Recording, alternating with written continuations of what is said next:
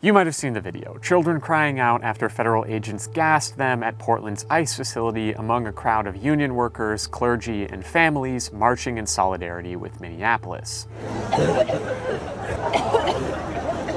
3 days after this excessive show of force, a federal judge granted a temporary restraining order on DHS's use of crowd control munitions at the ICE building, but the damage was already done. So, as the gassing of civilians exercising their First Amendment right continues, we should get to know the types of chemicals they're exposing protesters, children, and even their own officers to.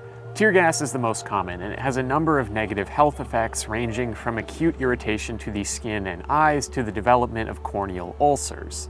Observational studies have found associations between tear gas exposure and menstrual cycle disruption, and individual case reports have identified possible links to miscarriages. Mother Jones's Samantha Michaels recently reported on the conspicuous green smoke used in Minnesota, noting that it's not as dangerous as tear gas. However, just 1 week before DHS gassed this peaceful crowd in Portland, federal agents at the ICE building deployed another chemical irritant: hexachloroethane smoke, more commonly known as HC. HC smoke seems to be used more rarely, however, it is demonstrably more dangerous than tear gas, according to Scott Reinhout, a researcher with Physicians for Human Rights. HC smoke grenades release zinc chloride, which can cause chemical burns, acute respiratory distress, and even pulmonary edema in high concentrations. Safety data sheets for these grenades indicate the possibility of causing cancer and damage to organs from prolonged or repeated exposure. Perhaps most concerning, the US Army has been moving away from the use of HC smoke for decades due to the risk it poses to soldiers. I reached out to the Army for an update, and spokesperson Ellen Lovett confirmed they are working to replace HC grenades with more modern ones that are less toxic to soldiers and the environment.